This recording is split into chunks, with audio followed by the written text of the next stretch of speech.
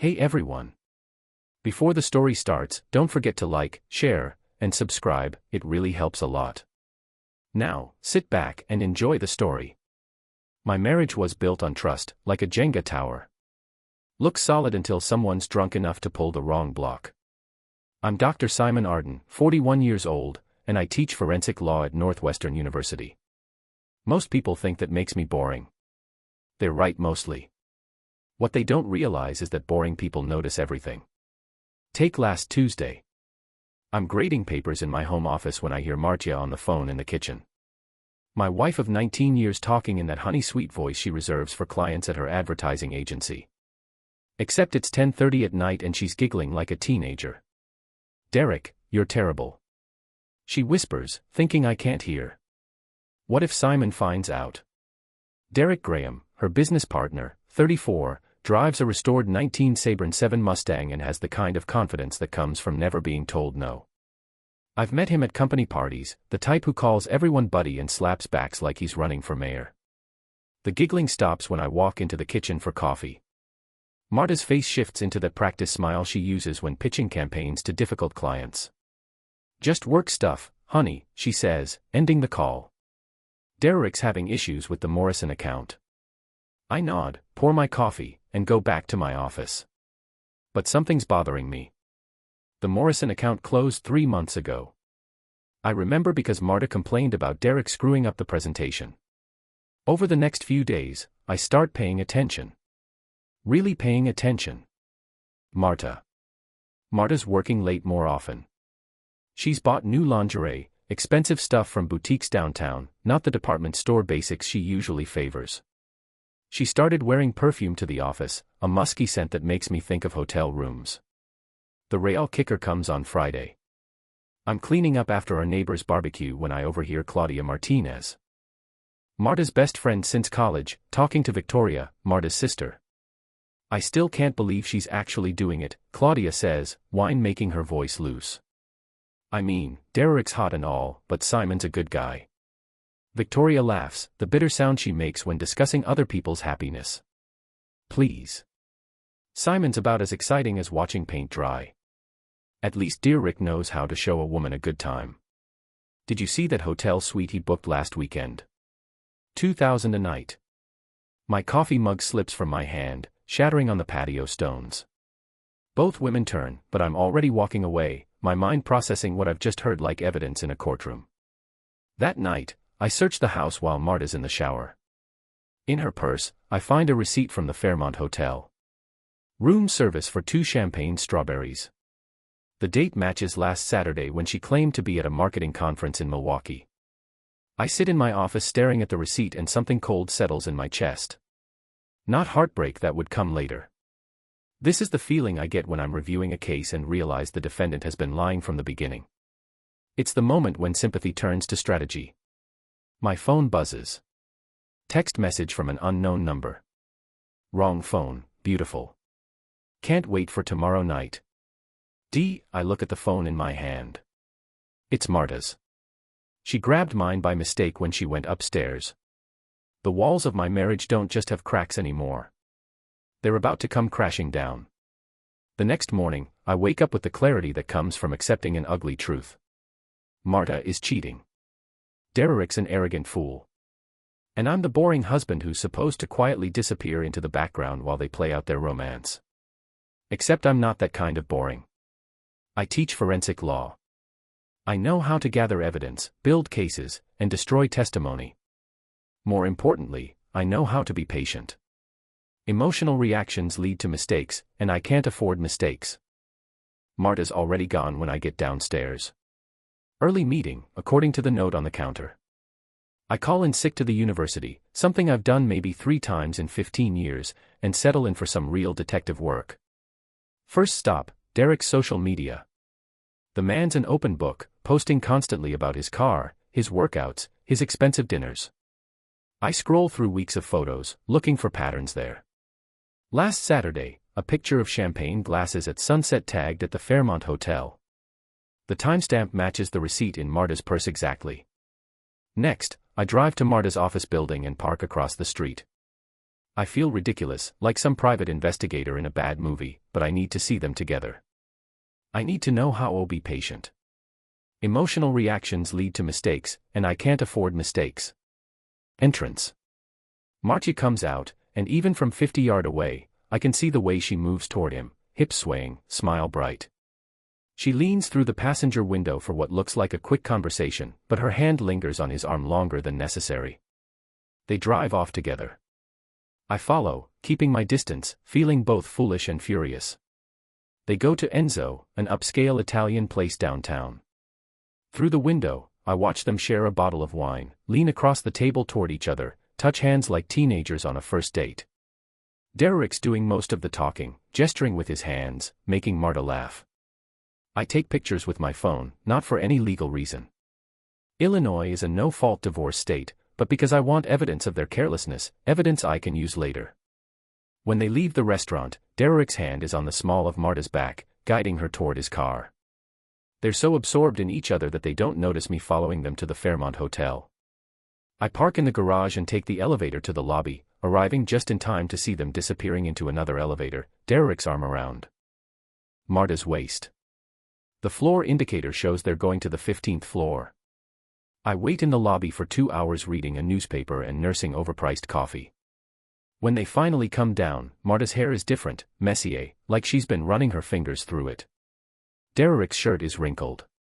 They don't see me as they walk past, too busy whispering to each other and laughing.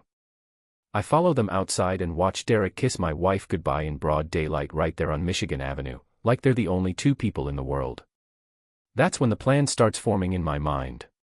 Not revenge exactly, something more surgical. They want to act like I don't exist. Fine. But they're about to learn that the boring husband they've been ignoring knows a few things about consequences. I drive home and spend the evening researching Derek Graham. Social media, professional history, public records. The man's an open book, and what I read makes me smile for the first time in days. Derek's married, has been for 6 years to a woman named Patricia, who happens to be a silent partner in Marta's advertising agency. She's also the daughter of the agency's biggest client, a construction company that accounts for about 30% of their annual revenue. This is going to be easier than I thought. Monday morning, I'm back to my normal routine. Coffee, newspaper, kiss goodbye from my cheating wife. Except now I'm playing a different game. And Marta doesn't know the rules have changed. How was your weekend? I ask. She gathers her things for work. Quiet, she says without looking at me. Just caught up on some reading. That's nice. I was thinking we should have Derek and his wife over for dinner sometime. Patricia, right? I'd love to meet her. Marta freezes, her hand halfway to her car keys. Why would you want to do that? Well, Derek's your business partner. Seems like we should be more social with your colleagues. I smile innocently. Unless there's some reason that would be awkward. No, of course not, she says quickly. We're not really that kind of friends. What kind of friends are you? The question hangs in the air between us. Marta's face goes through several expressions. Confusion, irritation, something that might be fear. The professional kind. Simon, don't be weird. She leaves without kissing me goodbye. Something that would have hurt last week. Today, it just confirms what I already know. I wait an hour, then call the university to cancel my morning classes. Time for phase 2. I drive to Derek's neighborhood, an upscale development north of the city where the houses have circular driveways and 3-car garages. Derek's address was easy to find. He's listed as Patricia's husband on the construction company's website. The house is impressive, all glass and steel angles with Derek's Mustang parked prominently in the driveway like a trophy. I park down the street and wait. At noon, Patricia Graham emerges from the house. She's attractive in a polished way. Blonde hair, expensive workout clothes. The kind of woman who lunches at country clubs and chairs charity committees. She gets into a white BMW and drives off. I follow her to an upscale gym, then to a coffee shop where she meets 2 other women who look like they stepped out of a magazine. I take a seat at a nearby table and listen. Can't believe Derek's working so much lately. Patricia is saying he's never home anymore. Men and their careers. One of her friends replies. At least he's ambitious. I suppose, though I did find a hotel receipt in his jacket pocket last week. The Fairmont. He claimed it was for a client meeting. But what? Well, it was for a suite and there was champagne on the bill. What kind of client meeting involves champagne? The friends exchange glances. I lean closer, pretending to read my newspaper. You don't think he's one of them? Starts. I don't know what to think. Patricia says he's been different lately. Secretive. And he's been spending a lot of time with that woman from work. Which woman? Marta something. She's married to, but Derek talks about her constantly. How smart she is. How creative. It's nauseating. I finish my coffee and leave. My mind racing. Patricia's already suspicious. She just needs a little push in the right direction. That evening, I create a fake email account and send Patricia a simple message. Your husband and Marta Arden are having an affair. Fairmont Hotel, room 1547, Tuesdays and Fridays. Thought you should know. A friend. I don't expect her to believe it immediately, but doubt once planted has a way of growing. The next day, I'm teaching my advanced evidence class when my phone buzzes. Text from Marta. Working late tonight? Don't wait up. It's Tuesday. Of course she is. I dismiss class early and drive to the Fairmont. Sure enough, Derek's Mustang is in the parking garage. I take the elevator to the 15th floor and walk down the hallway until I find room 1547. I don't knock. Instead, I call the hotel's front desk from my cell phone. Yes, I'm concerned about a possible gas leak on the 15th floor, I tell the clerk. I'm smelling something strange near room 1547. You might want to evacuate that area as a precaution. 20 minutes later, a hotel employee is knocking on the door, explaining about the gas leak and asking guests to evacuate immediately. I'm positioned at the end of the hallway with my phone ready. The door opens and Derek emerges first, looking annoyed and disheveled. His shirt is unbuttoned, his hair messed. Behind him comes Marta, trying to smooth down her dress, her lipstick smeared. I get it all on video. The guilty looks, the way they avoid eye contact with the hotel employee, Derek's protective hand on Marta's back as they hurry toward the elevator. But the real prize comes as they're waiting for the elevator. Patricia Graham steps out of the elevator they're about to enter. The look on Derek's face is priceless. Pure panic, like a deer caught in headlights. Marta goes pale, realizing immediately who this woman must be. Derek. Patricia's voice is ice cold. What are you doing here? Patricia, I can explain with her. Patricia's gaze shifts to Marta, taking in the disheveled appearance the obvious guilt. You're the woman from the office. I'm recording everything, staying hidden around the corner, watching my cheating wife's world begin to crumble. It's not what it looks like, Derek stammers. Really, because it looks like you're screwing your business partner in a hotel room while I'm at home planning our anniversary dinner. The elevator arrives with a soft ding. Other hotel guests are gathering in the hallway, evacuating their rooms, and now they're all staring at this domestic drama playing out in front of them. Patricia, please. Marta finally speaks. Let's not make a scene. A scene. Patricia laughs. But there's no humor in it. You're worried about a scene. You're sleeping with my husband and you're worried about embarrassing yourself. Security arrives then trying to manage the evacuation, but the damage is done. Patricia storms off, leaving Derek and Marta standing there like actors who've forgotten their lines. I slip away before they can spot me, but I have everything I need. The video, the confrontation, the public humiliation. Phase 2 is complete. Time for the real war to begin.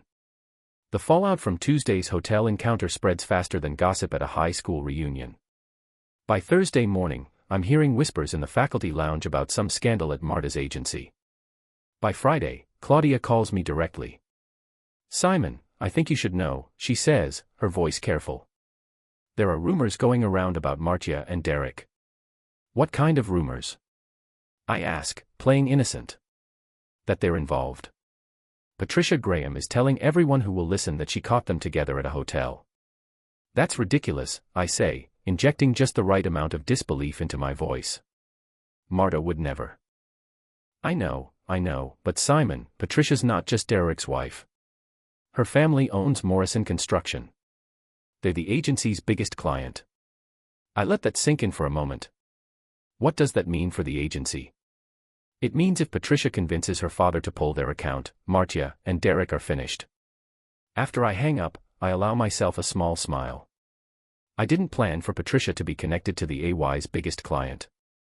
That's just beautiful irony. But I'm not done yet. That evening, Marta comes home looking like she's been through a blender. Her usually perfect hair is limp, her makeup smudged. She drops her purse by the door and slumps into a kitchen chair. Rough day? I ask. The worst. She looks up at me, and for a moment, I see the woman I married 20 years ago, vulnerable, uncertain. Simon, if I told you I made a terrible mistake, would you forgive me? Here it comes. The confession, the tears, the plea for understanding. Part of me, a small part, wants to take her in my arms and pretend none of this happened. But that part is overwhelmed by the cold anger that's been building for weeks. What kind of mistake? I ask. She starts crying, then ugly sobs that shake her whole body. I've been seeing Derek. We've been having an affair. I sit down across from her, keeping my expression neutral. How long? 3 months, maybe 4. I don't know why I did it. I was feeling old, invisible. Derek made me feel young again. And you decided our marriage was worth less than feeling young. No, that's not Simon. I love you. I've always loved you. This thing with Derek, it was just physical. It didn't mean anything. It meant enough for you to lie to me every day for 4 months. She reaches across the table for my hand, but I pull away. I ended it, she says desperately. After what happened at the hotel, I told Derek, we're done. Patricia's threatening to destroy the agency. Derek's talking about leaving his wife, but I told him I want to save our marriage. What did Derek say about that? He's angry. He thinks I'm abandoning him. But Simon, you have to believe me. I choose you. I choose our family. I study her face, noting the desperation, the fear. She's not just afraid of losing me. She's afraid of losing everything. Her job, her reputation, her comfortable life. I need time to think, I tell her. How much time? I don't know. Maybe you should stay at Victoria's for a while. The suggestion hits her like a physical blow. You're kicking me out. I'm asking for space. There's a difference. She packs a bag that night, crying the whole time. I watch from the doorway, feeling nothing. The woman I loved is gone, replaced by this stranger who traded our marriage for hotel room adventures with a man who drives a classic car and tells her she's special. After she leaves, I pour myself a scotch and start planning phase 3. Derek Graham thinks he can walk away from this mess unscathed. He's about to learn otherwise. The next morning, I drive to Derek's office building. His Mustang is in the parking garage, but it looks different. Someone has keyed the word cheater into the driver's side door and poured sugar in the gas tank. The car won't start. I watch from across the street as Derek discovers the damage, his face red with rage. He calls a tow truck, paces around the car, makes angry phone calls. When the tow truck arrives, I follow it to the repair shop. Excuse me, I tell the mechanic. That Mustang they just brought in, the owner's a friend of mine. What happened to it? The mechanic shakes his head. Someone really had it in for this guy. Keyed, sugar in the tank, brake fluid on the paint job. Going to cost him at least $5,000 to fix. I make sympathetic noises and leave, but I'm smiling. I didn't vandalize Derek's car. That was someone else. Probably Patricia or one of her friends. But I'm happy to let Derek think I'm responsible. That afternoon, Derek shows up at my house. He's driving a rental car, a basic sedan that looks pathetic compared to his usual ride. He pounds on my front door like he's trying to break it down. Open up, Arden. I know you're in there. I take my time answering, making sure to look calm and collected when I finally open the door. Derek, what brings you by? You know perfectly well what brings me by. You destroyed my car. Did I? That's a serious accusation. Do you have any proof? His face is purple with rage. Don't play games with me. You found out about Marcia and me, and now you're trying to ruin my life. Your life seems to be ruining itself just fine without my help. I heard Patricia's family is pulling their account from the agency.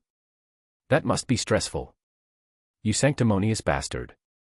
You think you're so much better than me. Your wife came to me because she was bored out of her mind. You want to know what she told me about you? Not particularly. She said you were like having love with a corpse. No passion, no excitement, just going through the motions. The words are designed to hurt, and they do. But I don't let it show on my face. Is that why you're here, Derek? To share marital advice? Because I have some for you, too. When your wife divorces you and takes half of everything, remember that it was worth it for 4 months with a woman who just told you she chooses her boring husband over you. His face goes white. Marta told you that. She told me a lot of things, including how you begged her to leave me and how disappointed you were when she refused. It's a guess, but Derek's expression tells me I'm right. You're pathetic. He snarls. Maybe, but I'm pathetic and married. You're just pathetic. He takes a step toward me, hands clenched into fists. For a moment, I think he might actually try to hit me. Instead, he spits on my doorstep and stalks back to his rental car.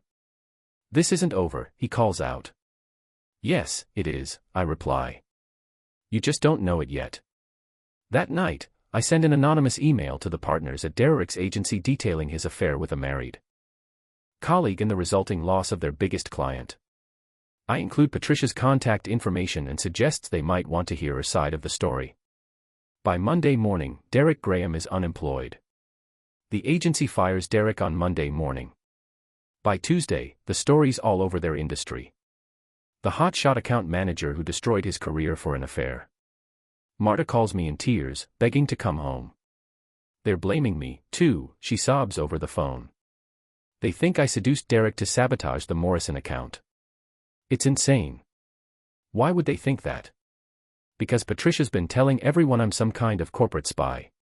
She's convinced her father that I deliberately broke up her marriage to hurt their business. Are you going to be fired, too? I don't know. They've suspended me pending an investigation. Simon, I need to come home. I can't deal with this alone. The investigation will be easier if we're not living together. It looks better. Since when do you care how things look? Since my wife's affair became public knowledge. There's silence on the line. Then I thought you forgave me. I said I needed time to think. I'm still thinking. How much more time? I'll let you know. I hang up and immediately call my lawyer, Jim Hendress. Jim's an old friend from law school, now a partner at one of the city's top divorce firms. Simon, I heard about Marcia. I'm sorry. Don't be. I need to discuss my options.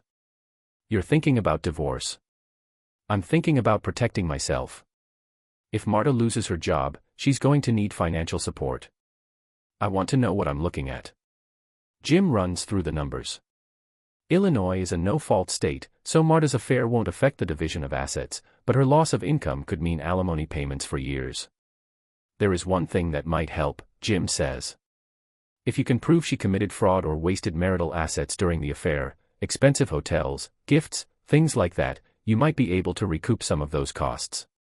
I think. About the hotel receipts, the new lingerie, the expensive dinners. I might have some documentation. Bring me everything you have. We'll see what we can do. That afternoon, I get an unexpected visitor. Patricia Graham, looking like she hasn't slept in days, stands on my doorstep holding a manila envelope. Mrs. Graham, this is a surprise. May I come in? I think we need to talk. I lead her to the living room offering coffee. She declines. She sits on the edge of the sofa, clutching the envelope like a lifeline. I know you were at the hotel that day, she says without preamble. My blood goes cold, but I keep my expression neutral. I'm sorry. The gas leak. There was no gas leak. I called the hotel to complain about the evacuation and they told me someone phoned in a false alarm. Someone who wanted to flush out the guests in room 1547. I say nothing, waiting. It was smart, she continues. I never would have caught them otherwise. Derek's too careful and your wife's too smart, but you forced them into the open. Why are you here, Mrs. Graham? She opens the envelope and pulls out a stack of photographs, hotel receipts, credit card statements, phone records. I've been investigating my husband's affair since I got suspicious last month. I have evidence going back 6 months, longer than your wife admitted to you. The photos show Derek and Marcia at restaurants, hotels, even what looks like a weekend getaway to Wisconsin. The receipts total thousands of dollars, all charged to Derek's credit cards. I'm divorcing Derek, Patricia says. But I want more than just half of his assets. I want him destroyed, and I want your wife destroyed, too. What are you proposing? A partnership. You help me expose everything they've done, and I'll make sure you get copies of all this evidence. Think about how it would look in divorce court. Your wife carrying out a 6-month affair, lying about the timeline, spending your family's money on hotel rooms and romantic getaways. I study the photographs, my mind racing. Marta told me 4 months, but Patricia's evidence shows it started much earlier. The lies run deeper than I thought. What kind of help are you looking for? Derek's been calling me, begging for a reconciliation. He wants to meet tomorrow night to explain everything.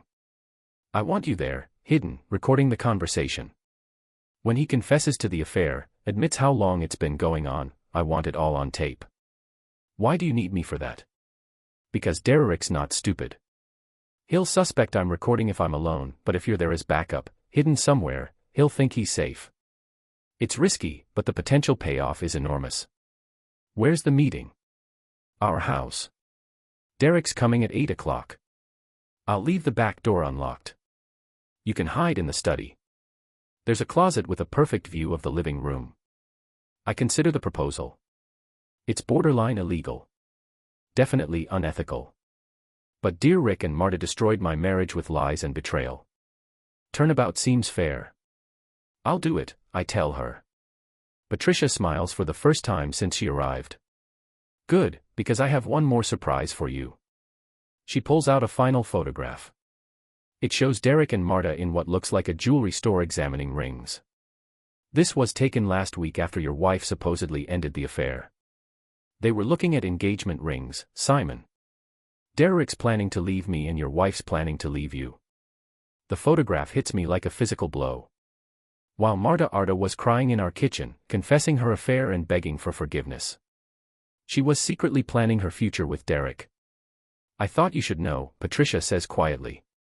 Before you decide whether to take her back after she leaves, I sit alone in my house staring at the photograph. The woman in the picture, smiling as she examines diamond rings with her lover, is a stranger. The Marta I married, the mother of my children, the woman I loved for 20 years, she's gone. Time for the final phase. Wednesday night, I park 3 blocks from Derek's house and walk through the shadows to his backyard. The neighborhood is quiet. Expensive homes set far apart with mature trees providing cover. Patricia's left the back door unlocked as promised. I slip inside, my heart hammering. I've never done anything like this before. Breaking into someone's house, planning to secretly record a conversation. But the photograph of Marta and Derek shopping for engagement rings burned away the last of my moral reservations. The study is exactly where Patricia described it, with a walk-in closet that offers a perfect view of the living room through partially open doors. I position myself in the back corner, phone ready to record, and wait. At exactly 8 o'clock, I hear Derek's key in the front door. He calls out Patricia's name, his voice echoing through the house. I'm in the living room, she responds. I hear his footsteps crossing the hardwood floor, then see him enter my field of view. He looks terrible, unshaven, wearing wrinkled clothes like he's been sleeping in his car. The confident, arrogant man I met at office parties is gone, replaced by someone desperate and defeated. Thank you for agreeing to see me, he says, sitting across from Patricia. I haven't agreed to anything except this conversation. Patricia, I know I screwed up. I know I hurt you, but we can fix this. Can we? How do we fix 6 months of lies, Derek? How do we fix you planning to leave me for another woman? Derek's face goes pale. Who told you that? Does it matter? I know about the ring shopping, Derek. I know you and Marta were planning your future together while lying to both of our spouses. I start recording, my phone capturing every word. It was not like that, dear Rick says weakly. Then what was it like? Explain it to me. Dear Rick runs his hands through his hair, looking around the room like he's searching for an escape route. I fell in love with her. Okay. I didn't plan it. It just happened. And yes, we talked about being together, but what? But she chose her husband. After you caught us at the hotel, she got scared. She ended things and went back to Simon. Just like that. Just like that. She said she realized she loved him more than she thought. That I was just a midlife crisis. The words hit me like a punch to the gut. Even in Patricia's living room, even after everything that's happened, hearing Derek confirm that Marta chose me over him brings a complicated mix of emotions. So, you're telling me, Patricia continues, that you destroyed our marriage for a woman who dumped you the moment things got complicated. I'm telling you I made a mistake. A huge stupid mistake. And I want to fix it by doing what? By being the husband you deserve. By rebuilding your trust. By spending the rest of my life making this up to you. Patricia laughs, but there's no humor in it. Derek, you don't have the rest of your life. You don't have a job. You don't have a career. And after tonight, you won't have a wife. What do you mean? I mean, I've already filed for divorce. I mean, I've already given my lawyer every piece of evidence I could find about your affair. Bank records, hotel receipts, photographs, phone records, everything. Derek's face crumples. Patricia, please. I'm not finished. I've also shared that evidence with Simon Arden. Your lover's husband deserves to know the truth about how long you two have been lying to him. You did what? He's a good man, Derek. He deserves better than what you and Marta put him through. Dear Rick stands up abruptly, pacing to the window. You vindictive witch. You want to destroy everyone, don't you? I want justice. There's a difference. Justice. You want to ruin Marta's life. Because you can't handle the fact that I fell in love with someone else. I want to ruin Marta's life because she helped you lie to me for 6 months because she knew you were married and didn't care. 'Cause she's just as guilty as you are. Dear Rick spins around, his face twisted with rage. You know what your problem is, Patricia. You're cold. You're calculating. You never loved me. You just loved the idea of being married to someone successful. And you never loved me either. You loved my family's money and the business connections that came with marrying me. At least I'm honest about it now. Are you? Because you're still lying, Derek. You're still pretending this affair was some great love story instead of what it really was. Two selfish people who didn't care who they hurt. Dear Rick moves toward her and for a moment I think he might get violent. Instead he stops in front of her chair looking down at her with contempt. I hope you're happy, he says. I hope destroying my life and Marta's life makes you feel better about yourself. It does, Patricia replies calmly. It really does. Derek storms out, slamming the front door behind him. I wait 5 minutes before emerging from the closet, my phone full of recorded evidence. Did you get what you needed? Patricia asks more than I expected. She nods, looking suddenly exhausted. Good, because now comes the hard part. What's that? Deciding what to do with it. I drive home in silence, my mind processing everything I've heard. Derek's confession, his admission that the affair lasted 6 months, his confirmation that he and Marty were planning a future together. It's all there, recorded, undeniable. But there's something else on the recording that I can't stop thinking about. Derek's claim that Marta chose me over him. That she ended the affair because she realized she loved me more than she thought. Is that true? Or is it just another lie? Another manipulation? I'm about to find out. When I get home, Marta's car is in the driveway. She's sitting at the kitchen table, still wearing her work clothes, looking like she's been waiting for hours. I lost my job, she says without preamble. They fired me this afternoon. I sit down across from her, studying her face. I'm sorry. Are you? Because I think you wanted this to happen. Why would I want my wife to lose her job? Because it's punishment. Because you want me to suffer for what I did. I pull out my phone and set it on the table between us. Before we continue this conversation, there's something you need to hear. I play Derek's recorded confession, his admission that the affair lasted 6 months, not 4. His confirmation that they were shopping for engagement rings. His claim that Marta ended things because she chose me over him. Marta's face goes through a series of expressions as she listens. Shock, fear, resignation, and finally something that might be relief. So now you know everything, she says when the recording ends. Do I? Because dear Rick seems to think you chose me over him. Is that true? She looks down at her hands, tears starting to fall. Yes. Why? Because I realized what I was about to lose.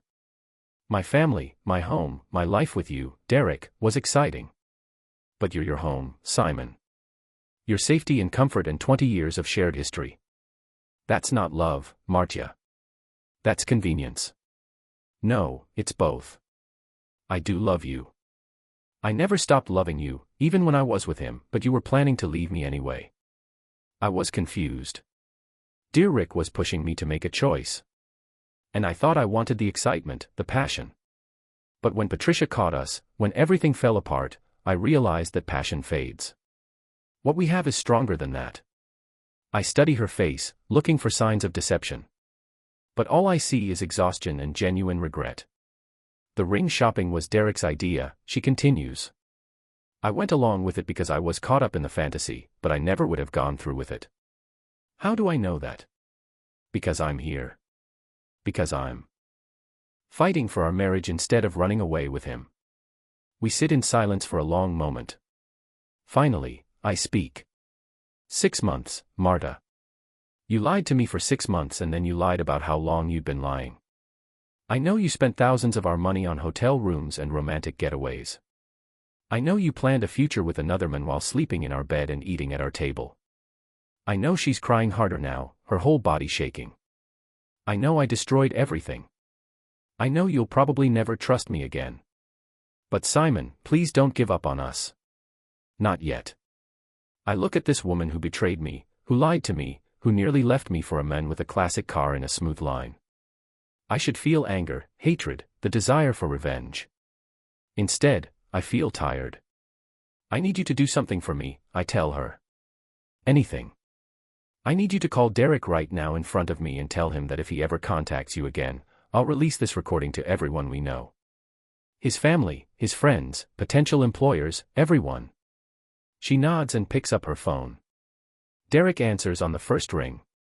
Marta, thank God. Patricia told me she gave evidence to your husband. We need to Derek, stop. Marta's voice is steady. Stronger than I've heard it in weeks. It's over. Completely over.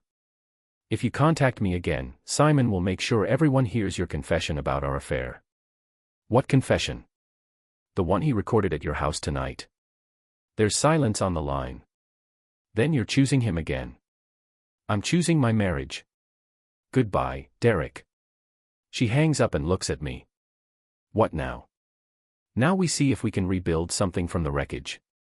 It won't be easy. Trust once broken is harder to repair than it is to destroy. But as I look at Marta, really look at her, maybe for the first time in months, I see something I'd forgotten was there.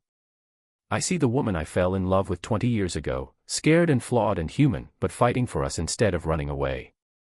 Maybe that's enough to start with. 6 months. Later, Derek Graham is working at a small marketing firm in another state. His career and marriage, both casualties of his choices. Patricia Graham has moved to California, taking her family's construction business with her. And Marta and I are still here, still married, still working through the aftermath of her betrayal. Some days are harder than others. Some days I catch myself wondering if she's telling the truth when she says she's working late. Some days she catches me watching her with suspicious eyes. But we're trying. We're both trying. Because sometimes the most radical thing you can do isn't revenge. Sometimes it's forgiveness. This is where the story ends. Thank you for watching Infidelity Story Zone. How was today's story?